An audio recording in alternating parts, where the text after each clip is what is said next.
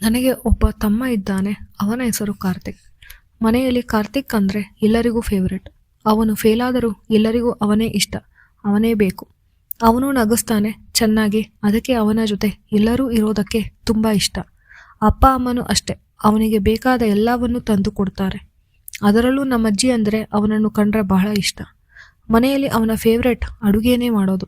ಅವನು ಎಲ್ಲಿ ಹೇಳುತ್ತಾನೋ ಅಲ್ಲೇ ಕರೆದುಕೊಂಡು ಹೋಗುವುದು. ಇಷ್ಟವಾದ ಬಟ್ಟೆನೇ ಕೊಡಿಸುತ್ತಾರೆ. ಎಲ್ಲರಿಗೂ ಅವನ ಬಗ್ಗೆನೇ ಹೇಳೋದು. ನಾನು ಮನೆಯಲ್ಲಿ ಇದ್ದೀನಿ ಅನ್ನುವ ನೆನಪೇ ಯಾರಿಗೂ ಇಲ್ಲ. ಹಾಗೆ ನೋಡಿದರೆ ನಾನು ಚೆನ್ನಾಗಿ ಓದ್ತೀನಿ. ನನ್ನ ಶಕ್ತಿ ನನ್ನ ವಿದ್ಯೆ. ಅದಕ್ಕೆ ನಾನು ಚೆನ್ನಾಗಿ ಓದಿ ಒಂದು ಒಳ್ಳೆ ಕೆಲಸಕ್ಕೆ ಸೇರಿದೆ. ತಿಂಗಳಿಗೆ 1,00,000 ಸಂಬಳ. ಇದನ್ನು ಕೇಳಿ ಅಪ್ಪ ಅಮ್ಮಗೆ ನಂಬೋಕೆ ಆಗಲಿಲ್ಲ. ಆವಾಗಿನಿಂದ ಸ್ವಲ್ಪ ನನ್ನ ಹತ್ತಿರ ಚೆನ್ನಾಗಿ ಮಾತಾಡ್ತಾರೆ ಮತ್ತು ನನ್ನ ಮಾತಿಗೂ ಬೆಲೆ ಕೊಡ್ತಾರೆ. ಅದಕ್ಕೆ ಕಾರ್ತಿಕ್ ಮನೆಯಲ್ಲಿ ಏನು, ನಿನ್ನ ಸ್ಟೇಟಸ್ ಸ್ವಲ್ಪ ಜಾಸ್ತಿ ಆಗಿದೆ, ಆದರೂ ಅವನು ನನ್ನ ಹತ್ತಿರನೇ ದುಡ್ಡು ತಗೊಳ್ತಾನೆ. ನನಗೆ ಅವನ ಮೇಲೆ ಅಸಮಾಧಾನವಿದೆ. ಆದರೆ ಕಾರ್ತಿಕ್ ತುಂಟ ಬುದ್ಧಿ ಪೋಖ್ರಿ ಸ್ವಲ್ಪ. ಸದ್ಯಕ್ಕೆ ಅವನೇನು ಕೆಲಸ ಮಾಡ್ತಾ ಇಲ್ಲ, ಮನೆಯಲ್ಲಿ ಇರುತ್ತಾನೆ. ನನಗೆ ಚೆನ್ನಾಗಿ ಸಂಬಳ ಬರ್ತಿದೆ, ಮದುವೆ ಮಾಡೋಣ ಅಂತ ಹೇಳಿ ಒಂದು ಸಂಪ್ರದಾಯದ ಹುಡುಗಿಯನ್ನು ಹುಡುಕಿ ಅಪ್ಪ ಅಮ್ಮ ಮದುವೆ ಮಾಡಿದರು. ನಾನು ಖುಷಿಯಿಂದ ಒಪ್ಪಿದೆ. ನಮ್ಮ ಮದುವೆ ಸಿಂಪಲ್ ಆಗಿ ಆಯಿತು. ಹುಡುಗಿಯ ಮಾನಸ ಮಾತಾಡೋದು ಹೆದರ್ತಾಳೆ, ಆದರೆ ಅಪ್ಪ ಅಮ್ಮನನ್ನು ಚೆನ್ನಾಗಿ ನೋಡಿಕೊಳ್ತಾಳೆ. ಅವಳಿಗೆ ಅಹಂಕಾರ ಬಿಗುಮಾನ ಏನೂ ಇಲ್ಲ. ಸುಂದರ ಸುಶೀಲ ಹುಡುಗಿ. ಅವಳು ಜಾಸ್ತಿ ಮೇಕಪ್ಪು ಮಾಡಲ್ಲ, ಸಿಂಪಲ್ ಆಗಿದ್ದಾಳೆ. ಕಾರ್ತಿಕ್, ಏನಣ್ಣ ಇಂಥ ಒಳ್ಳೆ ಹುಡುಗಿಯನ್ನು ಪಟಾಯಿಸಿದ್ದೀಯಾ? ದೇವರು ನನಗೆ ಕೊಟ್ಟಿದ್ದಾನೆ, ನಾನು ಅವಳನ್ನು ಕಾಪಾಡಿಕೊಳ್ಳುತ್ತೇನೆ. ಆದರೆ ಮನಸ್ಸಿನಲ್ಲಿ ಭಯ, ಇವನ ಚೇಷ್ಟೆ ಬುದ್ಧಿ ಎಲ್ಲಿ ಅವಳ ಮುಂದೆ ತೋರಿಸುತ್ತಾನೋ ಅಂತ. ಆದರೆ ಮಾನಸ ಆ ಥರ ಅಲ್ಲ, ಮಾಡಲ್ಲ ಅನ್ನೋ ನಂಬಿಕೆ. ಮತ್ತೆ ಮನೆಯಲ್ಲಿ ಹೇಗಿದ್ರೂ ಅಪ್ಪ ಅಮ್ಮ ಇರುತ್ತಾರೆ, ಅದಕ್ಕೆ ಅವಕಾಶ ಮಾಡಿಕೊಳ್ಳಲ್ಲ. ನಾನು ಸಂಜೆ ಮನೆಗೆ ಬರೋದು. ಮಾನಸ ನನಗಾಗಿ ಕಾದಿರುತ್ತಾಳೆ. ಏನಾದರೂ ಹೊಸದಾಗಿ ಅಡುಗೆ ಮಾಡಿರುತ್ತಾಳೆ. ಅವಳಿಗೆ ಅಡುಗೆ ಅಂದರೆ ಇಷ್ಟ. ಏನೋ ಒಂದು ಪ್ರಯತ್ನ ಮಾಡಿ ವಿಧ ವಿಧವಾದ ಅಡುಗೆಯನ್ನು ಮಾಡಿರುತ್ತಾಳೆ. ನಾನು ಒಂದು ಸಂಜೆ ಬಂದಾಗ ಕಾರ್ತಿಕ್ ಬೋಂಡ ಒಂದು ತಿನ್ನುತ್ತಿದ್ದ. ಅತ್ತಿಗೆ ಸಖತ್ತಾಗಿ ಮಾಡಿದ್ದಾರೆ, ನೀನು ತಿನ್ನಬೇಕು ಅಣ್ಣ. ಅವನು ಮಾನಸ ಹತ್ರ ಹೋಗಿ ಅದಕ್ಕೆ ಇನ್ನೂ ಕೊಡಿ ಅಂತ ಅವಳ ಹೆಗಲ ಮೇಲೆ ಕೈ ಹಾಕುತ್ತಾನೆ.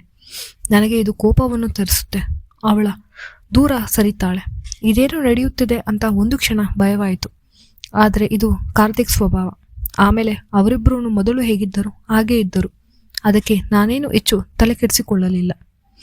ಏನೇ ಆಗಲಿ ಕಾರ್ತಿಕ್ ಮೇಲೆ ಒಂದು ಕಣ್ಣಿಟ್ಟಿರಬೇಕು. ಅವನನ್ನು ನಂಬೋಕೆ ಆಗಲ್ಲ.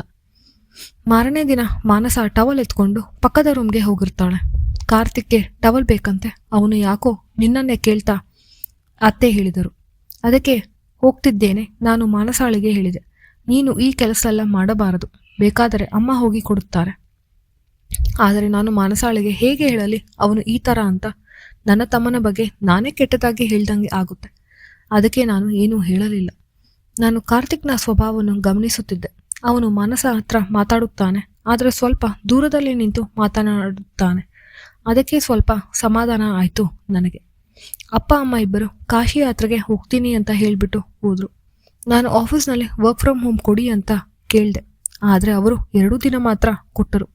ಮಿಕ್ಕಿದ ದಿನ ಆಫೀಸ್ಗೆ ಬರಬೇಕು ಅಂತ ಹೇಳಿದರು. ನಾನು ಆಫೀಸ್ಗೆ ಹೋದ ಮೇಲೆ ಗಂಟೆಗೊಂದು ಬಾರಿ ಮಾನಸಾಳಿಗೆ ಫೋನ್ ಮಾಡಿ ವಿಡಿಯೋ ಕಾಲ್ ಮಾಡ್ತಿದ್ದೆ. ಅವಳ ಮೇಲೆ ಅನುಮಾನ ಅಲ್ಲ, ನನ್ನ ತಮ್ಮನಮ್ಮನ್ನು ನಂಬೋಕ್ಕಾಗಲ್ಲ ಅಂತ. ಒಂದು ಬಾರಿ ನನಗೆ ಯಾಕೋ ತುಂಬ ತಲೆನೋವು ಆಯಿತು. ಮನೆಗೆ ಬರೋಣ ಅಂತ ಬೇಗ ಮನೆಗೆ ಬಂದೆ. ಮಾನಸಾಳಿಗೆ ತಿಳಿಸಲಿಲ್ಲ. ಮನೆಯ ಡೋರ್ ಓಪನ್ ಆಗಿತ್ತು. ನನಗೆ ಭಯವಾಯಿತು.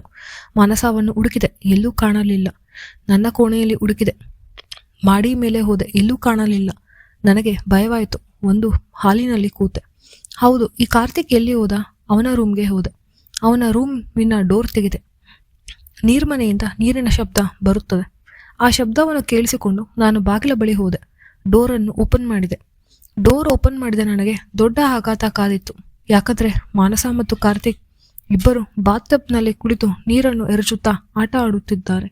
ಗಾಬರಿಯಾಗಿ ನನ್ನನ್ನು ನೋಡಿದ ಮಾನಸ ಪಕ್ಕದಲ್ಲಿ ಇದ್ದ ಟವಲನ್ನು ಎತ್ತಿಕೊಂಡು ಸುತ್ತಿಕೊಂಡಳು. ಕಾರ್ತಿಕ್ ನೀರಿನಿಂದ ಹಾಗೆ ಎದ್ದಿದ್ದಾನೆ, ಗೊಮ್ಮಟೇಶ್ವರನ ನಂತರ. ಮಾನಸ ನಮ್ಮಿಬ್ಬರ ಮಧ್ಯೆ ನಿಂತಿದ್ದಾಳೆ. ಅವಳಲ್ಲಿ ಯಾವುದೇ ಉತ್ತರವಿಲ್ಲ. ಅವಳು ನನಗೆ ಮುಖ ಕೊಡದೆ ರೂಮಿನ ಕಡೆ ಓಡಿ ಹೋದಳು. ನನಗೆ ಮಾನಸಾಳ ಮೇಲೆ ನಂಬಿಕೆ. ಕಾರ್ತಿಕ್ ಕಪಾಳಕ್ಕೆ ಹೊಡೆದು ನಾನು ರೂಮಿನ ಹತ್ತಿರ ಹೋಗಿ ಮಾನಸಾಳನ್ನು ಪ್ರಶ್ನಿಸಿದೆ. ಮಾನಸ ತನ್ನ ಬಟ್ಟೆಗಳನ್ನು ಧರಿಸಿದ್ದಳು. ಇದೇನು ಮಾನಸ, ನಿನ್ನ ಮೇಲೆ ನಂಬಿಕೆ ಇದೆ, ಅದಕ್ಕೆ ಕೇಳ್ತಿದ್ದೇನೆ, ಏನಾಯ್ತು ಅಂತ ಹೇಳು. ಮಾನಸ ನನ್ನ ಕಾಲಿಗೆ ಬಿದ್ದು, ನನ್ನದೇ ತಪ್ಪು, ನನ್ನ ಮನಸ್ಸು ಜಾರಿದೆ. ನೀವು ಬೆಳಗ್ಗೆ ಹೋದರೆ ಸಂಜೆ ಬರೋದು. ನನ್ನ ಹತ್ತಿರ ಮಾತಾಡೋಕೆ ಟೈಮ್ ಇಲ್ಲ. ನನಗೆ ಇಂಥ ಸಮಯದಲ್ಲಿ ಕಾರ್ತಿಕ್ ಮನಸ್ಸನ್ನು ಅರ್ಥ ಮಾಡಿಕೊಂಡ, ಅದಕ್ಕೆ ನನ್ನ ಮನಸ್ಸು ಅವನಿಗೆ ಜಾರಿದೆ. ಮಾನಸ ಅಳುತ್ತಾ ಸೋಫಾದ ಮೇಲೆ ಕುಳಿತುಕೊಂಡಳು. ಎಷ್ಟು ದಿನದಿಂದ ನಡೆಯುತ್ತಿದೆ ಈ ವಿಷಯ? ಮದುವೆಯಾದ 1 ವಾರದಿಂದ ನಡೆಯುತ್ತಿದೆ. ಹಾಗಾದರೆ ಇಷ್ಟು ದಿನದಿಂದ ನೀವು ಇಬ್ಬರು ನನಗೆ ಮೋಸ ಮಾಡಿದ್ದೀರಾ? ಕಾರ್ತಿಕ್ನನ್ನು ನಾನು ಪ್ರಶ್ನೆ ಮಾಡಿದೆ. ನಿನ್ನ ಅಣ್ಣನಿಗೆ ನೀನು ಹೇಗೆ ಮೋಸ ಮಾಡಲು ಸಾಧ್ಯ? ನಾವಿಬ್ಬರು ಇಷ್ಟಪಟ್ಟಿದ್ದೇವೆ. ಅದೇ ಸಮಯಕ್ಕೆ ಮಾನಸ ತಂದೆ ತಾಯಿ ಮನೆಗೆ ಬಂದರು. ನಾವು 3 ಜನ ನಿಂತಿದ್ದನ್ನು ನೋಡಿ ಅವರಿಗೆ ಪರಿಸ್ಥಿತಿ ಅರ್ಥವಾಯಿತು. ಮಗಳಿಗೆ ಕಪಾಳಕ್ಕೆ 2 ಬಿಟ್ಟು ಅವಳನ್ನು ಸಣ್ಣ ವಯಸ್ಸು, ದಯವಿಟ್ಟು ಕ್ಷಮಿಸಿ, ಅವಳು ಸರಿ ಹೋಗ್ತಾಳೆ, ನಮ್ಮನ್ನು ನಂಬಿ 1 ವಾರ ಅವಳನ್ನು ಮನೆಗೆ ಕರೆದುಕೊಂಡು ಹೋದರು. 2 ದಿನದ ನಂತರ ಅಪ್ಪ ಅಮ್ಮ ಕಾಶಿಯಿಂದ ಮನೆಗೆ ಬಂದರು. ಮಾನಸ ಇಲ್ಲದನ್ನು ನೋಡಿ ಕೇಳಿದರು. ನನಗೆ ಸತ್ಯವನ್ನು ಹೇಳಲಾಗದೆ ಅವಳ ತಾಯಿಯ ಮನೆಗೆ ಹೋಗಿದ್ದಾಳೆ ಎಂದು ಹೇಳಿದೆ. ಮಾನಸ ಮನೆಗೆ ವಾಪಸ್ ಬಂದಿದ್ದಾಳೆ. 2 ತಿಂಗಳ ನಂತರ ಸಿಹಿ ಸುದ್ದಿಯನ್ನು ನೀಡುತ್ತಾಳೆ. ನನಗೆ ಅವಳಲ್ಲಿದ್ದ ನಂಬಿಕೆ ಹೊರಟು ಹೋಗಿದೆ. ಆ ಮಗು ನನ್ನದೇ ಇರಬಹುದು, ಆದರೂ ನನ್ನ ತಮ್ಮನ ಮೇಲೆ ನನಗೆ ನನ್ನ ಅನುಮಾನವಿದೆ. ಆದರೆ ಇಂದು ನಾನು ತಪ್ಪ ಹೆಜ್ಜೆಯನ್ನು ತೆಗೆದುಕೊಂಡರೆ ಇಡೀ ಕುಟುಂಬದ ಮರ್ಯಾದೆ ಹೋಗುತ್ತದೆ. ಅದಕ್ಕೆ ಎಲ್ಲವನ್ನು ಸಹಿಸಿಕೊಂಡು ನಾನು ಮಾನಸಾಳ ಜೊತೆ ಬದುಕುತ್ತಿದ್ದೇನೆ. ಮನಸ್ಸನ್ನು ಬದಲಾಗಿಸಿದ್ದಾಳೆ ನಾನು ಅಂತ ನಂಬಿದ್ದೇನೆ. ನನ್ನ ತಮ್ಮನನ್ನು ನಾನು ಬೇರೆಯವರಿಗೆ ಕಳಿಸಿಕೊಟ್ಟೆ. ನನ್ನ ತಮ್ಮನಿಗೆ ಮುಂದೆ ಮದುವೆ ಆಯಿತು. ಆದರೆ ಈ ಒಂದು ಘಟನೆ ನನ್ನ ಜೀವನದ ನಂಬಿಕೆಯ ಬುಡಮೇಲವನ್ನು ಮಾಡಿದೆ. ಈ ಕತೆ ನಿಮಗೆ ಇಷ್ಟವಾದರೆ ದಯವಿಟ್ಟು ಲೈಕ್ ಮಾಡಿ ಮತ್ತು ತಪ್ಪದೆ ಚಾನಲನ್ನು ಸಬ್ಸ್ಕ್ರೈಬ್ ಮಾಡಿ. ಧನ್ಯವಾದಗಳು.